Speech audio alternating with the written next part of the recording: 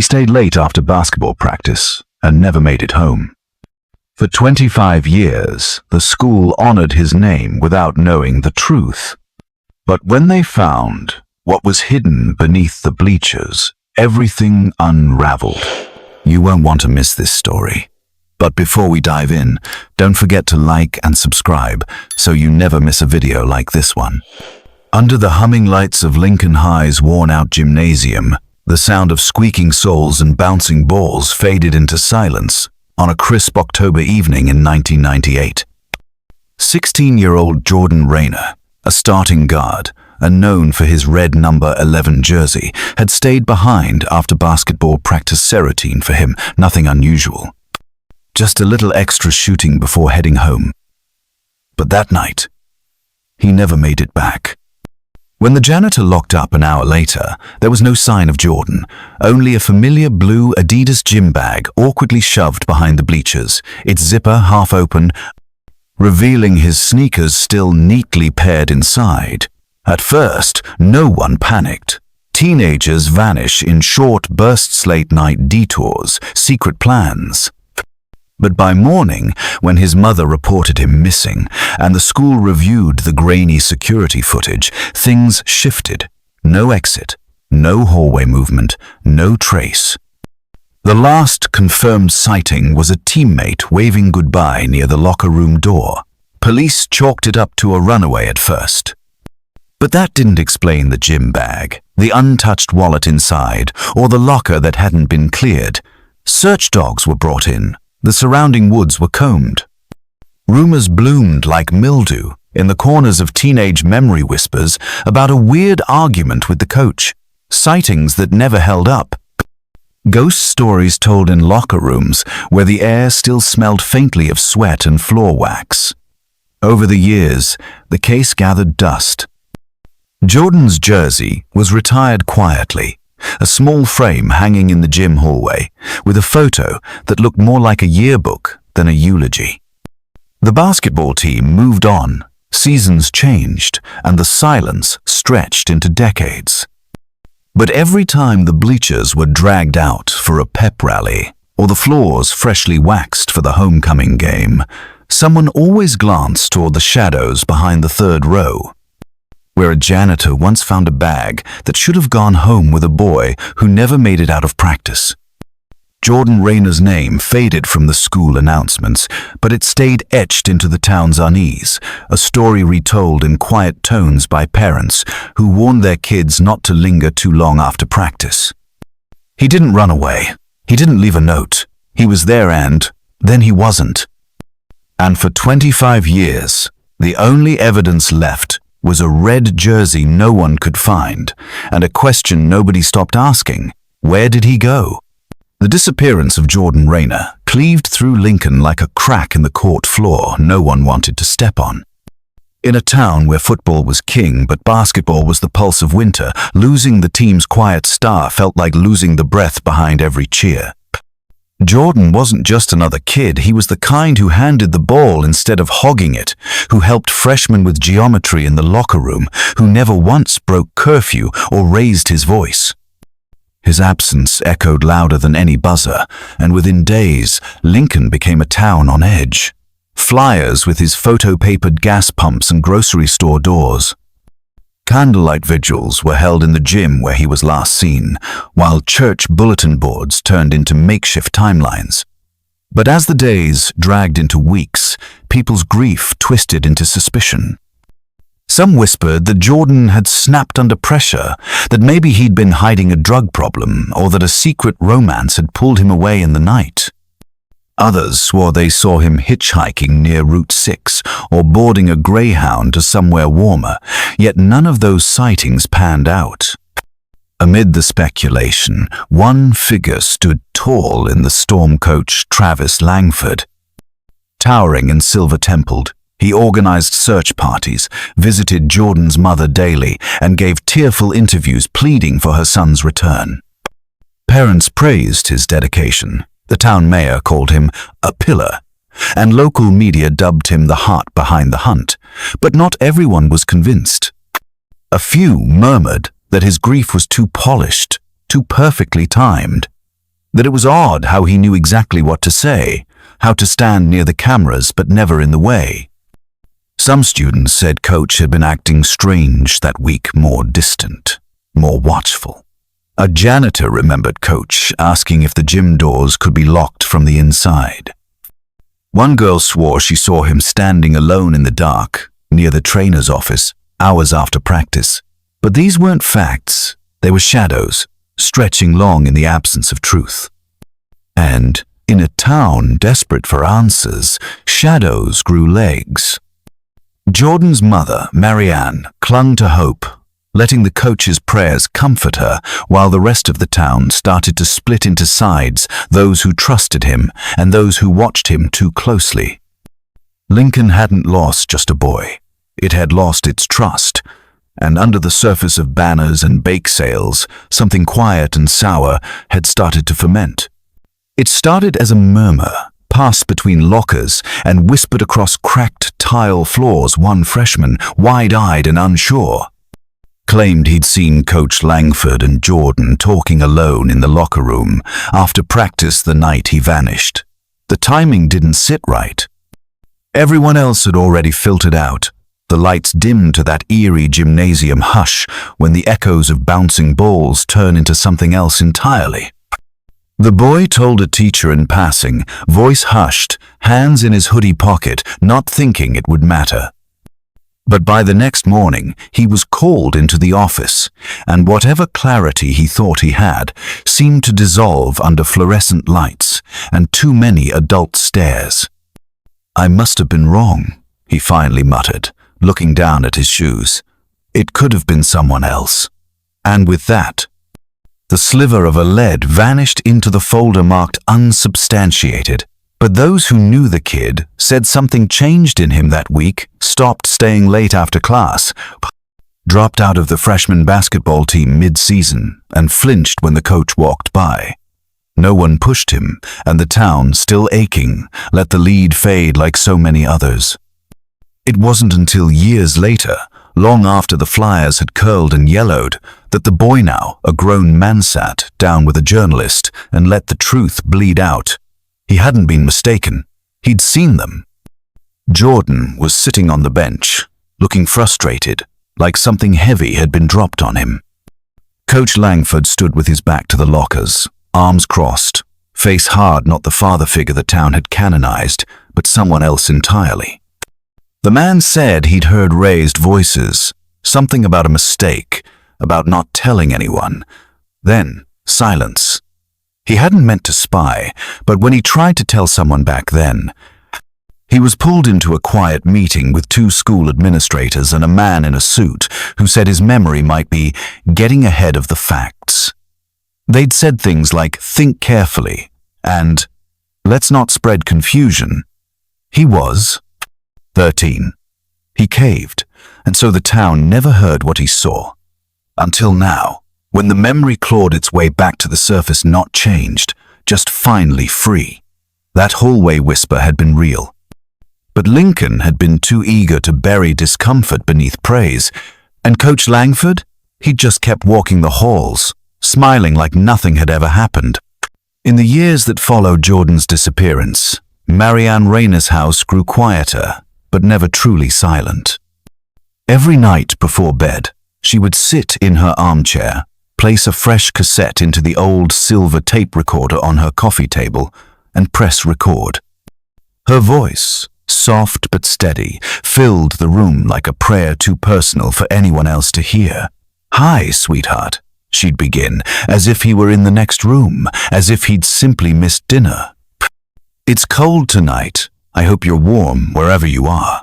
These weren't desperate wails into the void. They were conversations, small and intimate, stitched with stories about his favorite dinner she made anyway, or the dog who still waited by the door each evening at 5.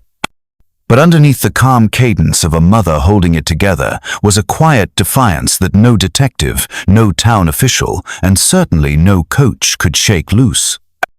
"I know you didn't leave on your own," she whispered once, the words trembling with fire. "I know someone did this.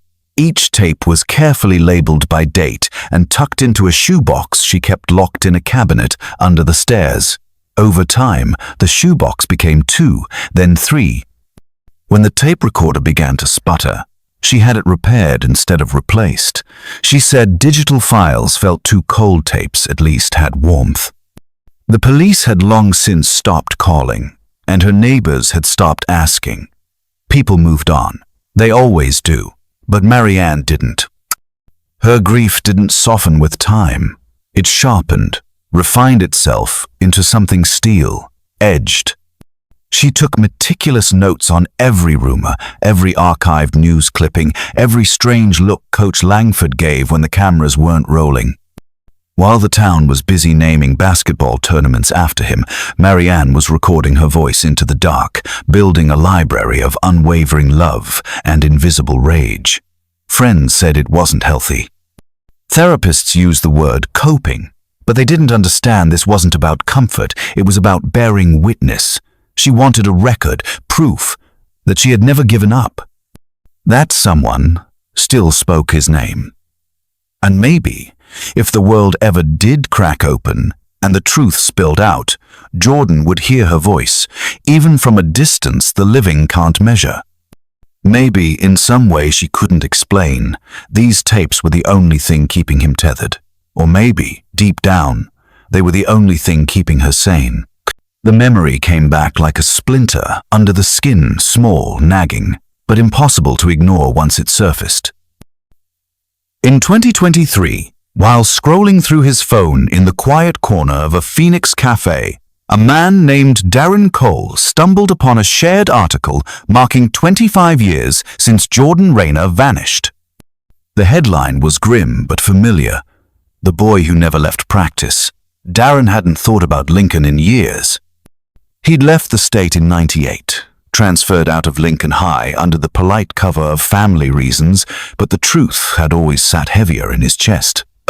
He clicked the link, read the same rehashed theories, saw the same yearbook photo Auden, grinning and alive, in that red jersey with the number 11, and suddenly remembered something that had haunted the edges of his memory for decades. It was late September, a week before Darren left, and Jordan had pulled him aside in the locker room. He hadn't been crying, but his voice had the stiffness of someone trying not to. "Coach makes me uncomfortable," Jordan had said, barely above a whisper. Darren had asked what he meant, but Jordan had just shaken his head and said, "Forget it." I probably misunderstood. They'd both laughed awkwardly, the way teenage boys do when the air shifts into something neither of them is ready to name. Darren never pressed again, and days later, he was gone. A new school, a new state, a new life. But now, reading that article, it didn't feel like a coincidence. It felt like something he should have screamed louder about back then. The guilt throbbed like a pulled muscle. That night, he emailed the Lincoln Police Department, said he wasn't sure if it would help, but there was something he'd left unsaid for too long. The detective who called him back sounded surprised. Most leads after so many years came from cranks or grief chasers, but Darren's voice didn't shake. He didn't explain it. Just those words, "He makes me uncomfortable." And I believed him. There was silence on the line before the detective thanked him. It wasn't a smoking gun, but it was a sliver of light in a room that had been dark too long. Darren hung up and stared at the screen, wondering if speaking up now made any difference. But deep down, he knew it wasn't about solving the case. It was about finally being the kind of friend Jordan might have needed when it mattered. Buried deep within a mislabeled cardboard box in the precinct's basement archive, a cold case detective named Ray Mendoza found something that hadn't seen daylight in over 2 decades, a manila folder that didn't belong. The box was supposed to contain generic administrative spillover from Lincoln High's 1998 security reports, but tucked inside was a file bearing the handwritten title, Incident Report, J. Rayner. Mendoza paused. Officially, Jordan Rayner had no disciplinary record, no detentions, no suspensions, not even a tardy to his name. But this file, thick with scribbled notes and typed pages, told a different story. Except it didn't come from school administration. It came from Coach Travis Langford. The letterhead was homemade, no district stamp, and the dates didn't line up. Inside were claims Jordan showed increasing hostility, was disrespectful in practice, and had difficulty with authority figures. There were accusations of behavioral concerns, vague references to conflicts with peers, none of which matched any of the testimonies collected at the time or the spotless reputation Jordan carried. And most damning of all, the file had never been submitted.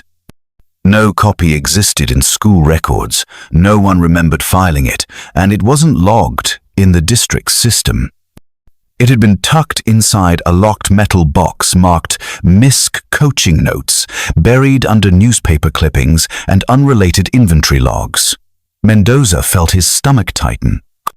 It wasn't just the file, it was the intention behind it. A false paper trail, a backdated narrative, a quiet rewriting of character. If this had been discovered at the time, it could have painted Jordan as unstable, as troubled, casting doubt over his disappearance and muddying any accusation. But it never surfaced. Because someone didn't want it to, not yet. Coach Langford had spoken often of Jordan's good character, had cried beside his mother on local news, had quoted scripture about innocence and loss. But here, in his own handwriting, was a story he'd crafted just in case the truth ever got too close. Mendoza photographed every page, catalogued the contents, and marked the file as potential obstruction. He sat back in his chair, the office silent except for the buzz of old fluorescent lights. Outside the evidence room, the world still saw a decorated coach with plaques on the wall and tributes in the gym. But inside that dusty folder, the mask had slipped. Jordan hadn't been troubled, he'd been silenced. And now, finally, someone had found the first whisper of proof. It was during a televised anniversary segment that Russell Pike, now 73 and long retired from Lincoln High, felt something stir in his gut. A name, a date, a task he had buried under years of mop water and silence. Sitting in his recliner, he watched the old footage roll. Jordan Rayner's face frozen in a school portrait, the voiceover naming him the boy who never came home. And then something clicked. The 14th of October, 1998. That morning, Coach Langford had pulled him aside with an unusual request. The coach had always been cordial but curt, a man who spoke in commands more than conversation. The storage room under the gym, he'd said, leaning close enough that Pike could smell the menthol on his breath. Lock's jammed. I need it fixed quietly. No paperwork. Just take care of it. Pike hadn't thought much of it then. He was a man used to odd requests, quiet jobs, tasks that came with a wink and a folded 20 in the palm. But what stood out, what never quite sat right, was the urgency. The lock wasn't just jammed. It had been broken, clean off, like someone forced it open or kicked it in. And Langford had been agitated, pacing the hallway outside as Pike worked, not leaving until the job was done. He even pulled the door shut himself, tested it twice, and nodded with a kind of satisfaction that hadn't felt earned. Pike had kept it to himself all these years, not because he was afraid, but because he thought it was nothing, a weird day, a weird man. But now, watching that segment and seeing Jordan's face again, he realized the timeline fit like a snapped puzzle piece. That locker room, the one below the gym, mostly used for broken gear and off-season equipment, had always been off-limits to students. And yet, that day, Langford had made sure it was sealed again, good as new, with no questions asked. Pike called the local tip line the next morning, his voice gravelly and tired but firm. "I should have said something years ago," he told the officer. But better late than never, right? The detective who answered paused, then simply said, "We've been waiting for this." They reopened the room that week, the rusted hinges groaning like a confession. And what they found inside wasn't just forgotten sports gear. It was the first real shadow Jordan had left behind. And Russell Pike? He finally slept that night, though not peacefully. Some doors, even locked, never really stay shut. The sun hadn't fully risen when ground crews surrounded the shell of Lincoln High's old gymnasium, its once vibrant walls now dulled by time and peeled paint. The school had moved locations years ago, leaving this building to weather in silence. But the new leads, especially the janitor's testimony, gave investigators reason to return. They didn't come with shovels first. They came with tech. A drone, equipped with thermal imaging, swept across the crumbling structure, capturing data from angles no human eye could reach. When it hovered over the storage room beneath the gym, the readings shifted an uneven patch beneath the concrete slab, like the earth itself was holding its breath. Ground-penetrating radar confirmed the presence of a large void beneath the cement. The room, sealed for years, had concealed more than forgotten mats and mildew. On the second day, they began to dig. Not with backhoes, but with care hand tools, brushes, precise chisels. It was slow, methodical, reverent. And then, like a whisper escaping a long-held secret, they broke through. Beneath the slab was a shallow chambera rough cavity just big enough for a body. But there wasn't a body. Not exactly. What they found instead was a red basketball jersey, faded and stiff with age, balled in on itself like someone had tried to make it disappear. The number 11 was barely visible under the dust, but it was there. Alongside it, a rusted zipper pulled from a gym bag, a cracked whistle, and beneath a tarp, something worse, a blood-stained towel, its fibers hardened and dark. DNA testing would later confirm it. Jordan Rayner's blood and traces of someone else's sweat. News vans descended on the school like vultures. Reporters spoke in hushed tones about a break in the case, while mothers clutched their children tighter in grocery store aisles.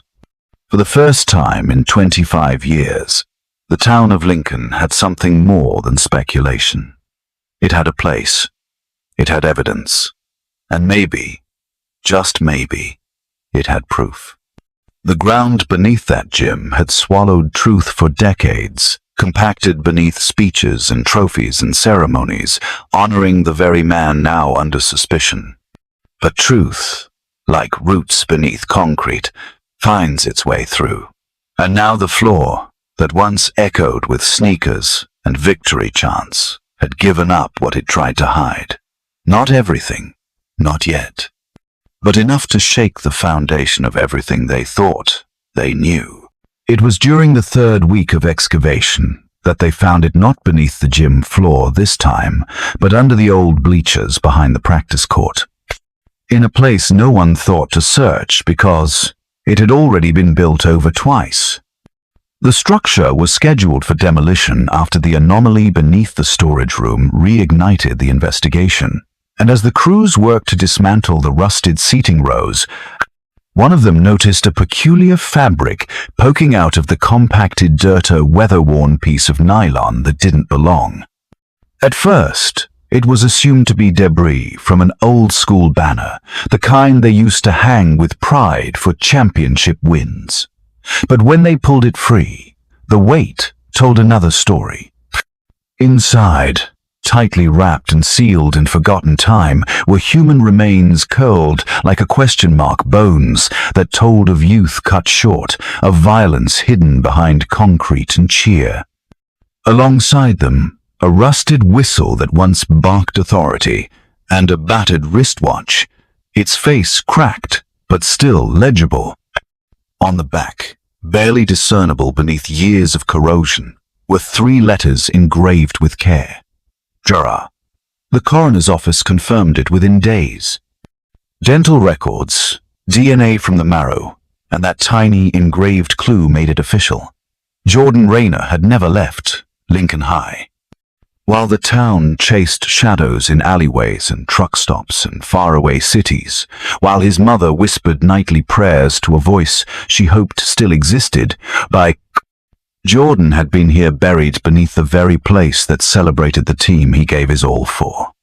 When they told Marianne, she didn't speak at first, just stared at the photograph of the watch. Then, quietly, she opened her wallet and removed a photo of Jordan in his jersey, wearing that very watch the Christmas morning she'd gifted it to him. "He promised he'd wear it every game," she whispered. Reporters camped outside her door, waiting for grief they could package into evening news bites, but Marianne didn't give them the satisfaction. She sat on her porch, lit a candle, and played the last of her cassette tapes out loud, letting her voice echo for the boy who was finally found. The town held a vigil that week, candles flickering beneath the collapsed bleachers where truth had lain for a quarter century. And beneath the silence was rage. Rage at a system that looked away, at a coach still free, and at the years stolen by silence. They brought Coach Langford in just past noon, the same time his old practices used to start, when the gym echoed with the sound of squeaking soles and barked orders. This time, the room was silent. No clipboard, no whistle, no audience, just the weight of evidence and the ticking of a cheap wall clock that somehow made the moment feel even more unreal. He sat stiff in the metal chair, hands clenched, eyes darting to the corners like he could coach his way out of this too. But they laid it out in front of him, photographs of the rusted whistle, the crumpled red jersey, the bones beneath the bleachers, and finally, the watch that broke him. Not with tears or some grand confession, but a long, low exhale, the kind that escapes when the lie you've lived with longer than the truth finally lets go. "He said he was going to report me," Langford muttered, staring down at his own hands like he no longer recognized them. "Said he'd already told someone else. I couldn't have that. The officers let him talk." No interruptions. He spoke of a confrontation in the locker room, of Jordan confronting him, calling him out for what he'd done to another player. Langford panicked, reached out to stop him from leaving, and in that moment of rage, he hit him. He fell backward, cracked his head on the bench, didn't get up. Langford didn't cry. He didn't plead. He just sat there, hollowed out, as if confessing had taken the last structure holding him up. The rest unraveled quickly. How he dragged Jordan's body to the storage room, how he scrubbed the blood with old towels, how he used the school banner to hide what he couldn't erase. And how, later, when fear overtook guilt, he buried the remains beneath the bleacher sand, awful kind of symmetry, hiding Jordan where he once led the team. "I never meant to," he trailed off, but no one filled in the silence. There were no excuses left. The truth had waited 25 years in sweat-soaked concrete and rotting soil, and now it was finally out, ugly, simple, irreversible. Outside the station, the town learned the name they had once cheered was the one they'd now spit out. Langford didn't get to walk out the back. They let him face the flashbulbs. And for the first time since 1998, Marianne Rayner stood behind the tape line. Not as a grieving mother begging for answers, but as a woman who'd finally been heard. The dominoes didn't fall all at once, but when they did, they fell fast. In the days following Langford's confession, the investigation turned inward toward the quiet adults who stood shoulder to shoulder with him for years, clapping at school assemblies and sending Marianne Rayner sympathy cards laced with silence. It started with an anonymous tip, then a subpoenaed email, then a staff yearbook photo annotated by one of the detectives. And suddenly, 3 names kept surfacing: Vice Principal Harris, athletic trainer Deb Monroe, and assistant coach Ray Peters. When brought in separately, each folded within minutes, their defenses brittle from years of holding back the rot. Harris, now retired and teaching part-time at a junior college, admitted first. He had known something was wrong that day, in 1998, when Langford insisted the janitor skip logging his maintenance visit and quietly asked to keep the cameras off near the gym's back entrance. Monroe followed. She confessed to washing blood-soaked towels late that night, told they belonged to an injured player who had an accident and didn't want anyone to know.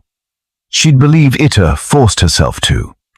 And then Peters, the man who once led a moment of silence for Jordan at the homecoming game, confessed to removing Jordan's name from the practice roster the very next morning.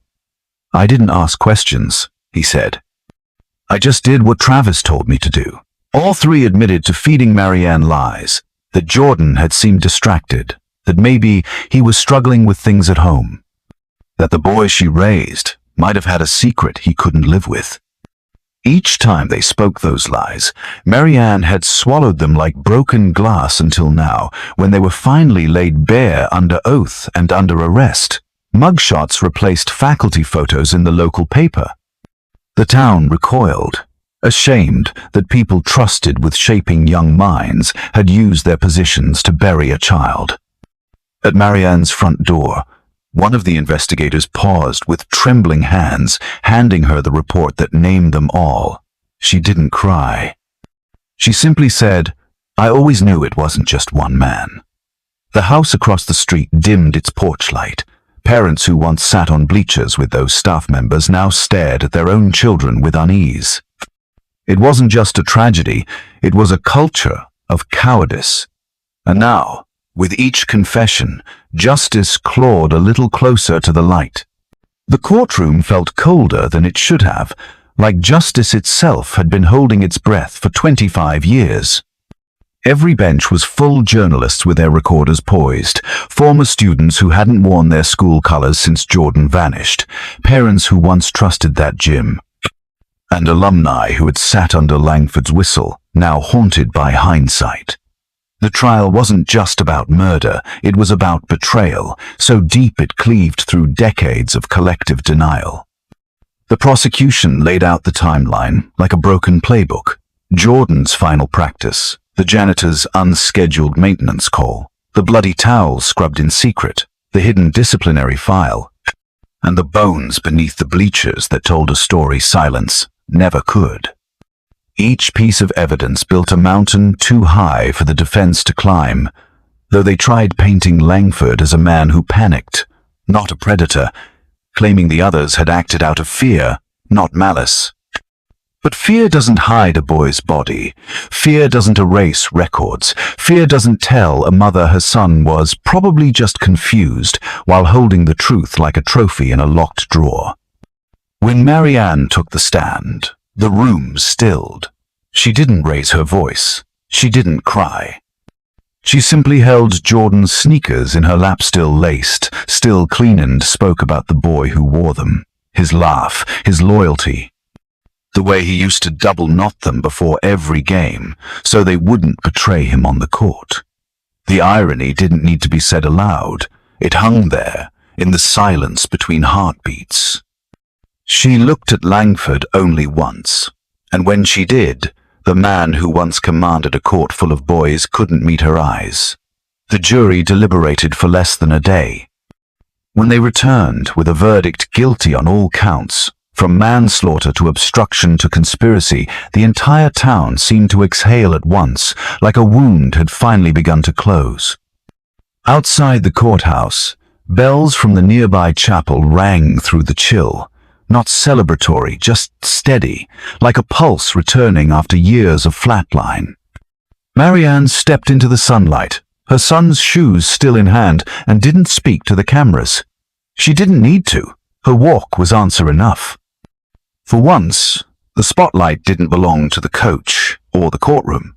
It belonged to a mother who never stopped believing her son deserved better, and now, finally, he'd been given at least that.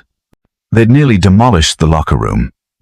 The tiles had been gutted, the walls stripped down to concrete, and only the rusted row of lockers remained standing like hollow sentinels from a time no one wanted to revisit. But one of them, number 18, still bore faint red paint from the days Jordan Rayner called it his own. During the final phase of renovation, a construction worker pried off a warped metal panel behind the back of the locker, expecting to find rust or rodent nests. What he found instead was a folded envelope, yellowed with age but still sealed, taped deep into the frame where no casual glance could have found it. It was addressed in looping blue ink, Mom. When they delivered it to Marianne, she didn't speak for a long time. She held it like it might break, as if the weight of it was heavier than bone. And then, in the quiet of her living room, she opened it with fingers that had waited a quarter century. Inside was a single piece of lined notebook paper, creased and slightly smudged. Jordan's handwriting neat, cautious spilled across the page. He wrote that something felt off, that Coach Langford had started calling him into his office alone, that he felt watched, cornered. "If anything happens to me," the letter read, "I want you to know I tried to be brave. I didn't want to stay quiet like the others. I didn't want him to get away with it." He wrote about his fear, but also his resolve, how he couldn't stand by if it meant someone else might get hurt. And how, even though he was scared, he believed that truth mattered more than fear. "I love you, Mom. I hope this isn't goodbye, but if it is, please know I didn't run." I stood my ground. Marianne read it twice, then a third time, and still, the words didn't lose their weight. The investigators filed it as final evidence, sealing a case already concluded, but to Marianne, it was more than that. It was closure that spoke with her son's voice, unfiltered and unburied. The letter was laminated, displayed at his memorial site, next to a framed photo of him in his jersey, number 11. People came from all over town to read it, their fingertips brushing the glass like it could still echo warmth. And in that small note, Jordan became more than a victim. He became a voice that refused to be silenced even from behind steel, concrete, and decades of lies. The gym smelled of wax and memory that night, its rafters echoing not with sneakers or whistles, but with the soft flicker of candles held in trembling hands. At center court, beneath the faded scoreboard that once tallied Jordan Rayner's quiet dominance, a single spotlight illuminated a red jersey number 11 mounted in glass. The fabric crumpled just slightly at the hem, like it had been worn one last time before being set to rest. The crowd was silent, reverent. Rows of former classmates, now older, many with families of their own, stood shoulder to shoulder beside the very bleachers that had once concealed the truth. Jordan's name was spoken aloud by each of his old teammates, one by one. No stats, no plays, just stories. A laugh he used to make when he missed a free throw. The way he'd give away his water bottle to the kid who forgot his. The way he made you feel like you belonged. They spoke not as men reliving glory days, but as boys who had carried a teammate's ghost on their shoulders for 2 decades too long. The principal, his voice uneven, read a plaque that would soon be bolted to the gym's outer wall, the Jordan Rayner Memorial Gymnasium, in honor of courage, truth, and the young man who stood taller than any scoreboard could measure. When they lifted the curtain and revealed the new name carved into fresh brick, Marianne Rayner stood beneath it. Jordan's old gym bag clutched in her arms, her face illuminated by candlelight and tears. She hadn't spoken much since the trial, hadn't needed to. But that night, as the crowd held their breath, she stepped to the microphone and said only this: "He didn't get to graduate, he didn't get to grow old. But tonight, you gave him back something no one else ever could, his name." The candles swayed gently in the gym's quiet air, like they too were bowing in respect. And as people filtered out into the parking lot, no one rushed, no one shouted. It wasn't grief anymore. It was reverence. The kind reserved for stories too painful to tell, but too important to forget. Jordan's jersey, sealed behind glass, would never be worn again. Not because the number was gone, but because it had become something more. It had become a monument, a warning, a vow. And the light from that court would burn a little longer now for him. The morning was soft, the sky washed in gentle grey, as if even the weather knew not to shout. Marianne Rayner stood at the edge of Lincoln Cemetery, her hand curled around a small box in her coat pocket. She'd been here countless times over the last 25 years, bringing flowers, bringing silence, bringing questions that never got answers until now.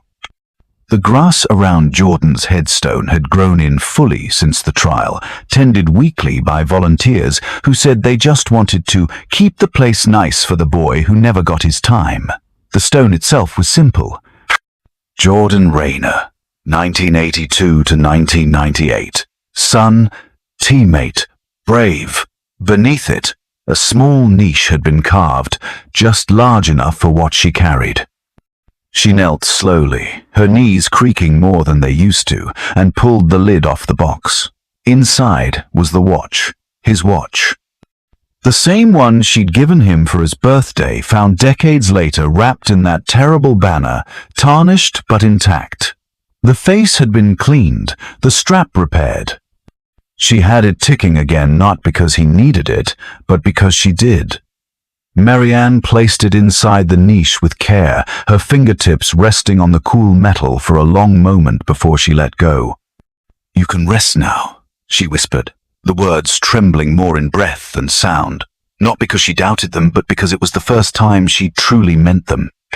She stood with the grace of someone who had carried grief like armor, and was finally allowed to take it off. The wind brushed through the cemetery trees, not cold, not warm, just there, like a presence that didn't need explaining. Behind her, a taxi waited with her suitcase in the trunk, the driver respectfully looking away. Marianne didn't linger. There were no long goodbyes, no dramatic looks over her shoulder. Just a quiet exhale and a slow walk towards something new. She was moving to be closer to her grandchildren now, to laughter and piano recitals and refrigerator drawings that spelled Nana wrong. Her walls would no longer be lined with missing posters or court clippings. Her nights would no longer hold whispered recordings into a cassette player.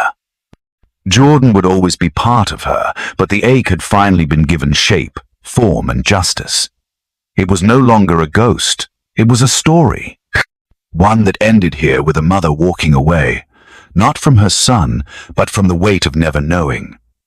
And for the first time since 1998, that walk felt like freedom.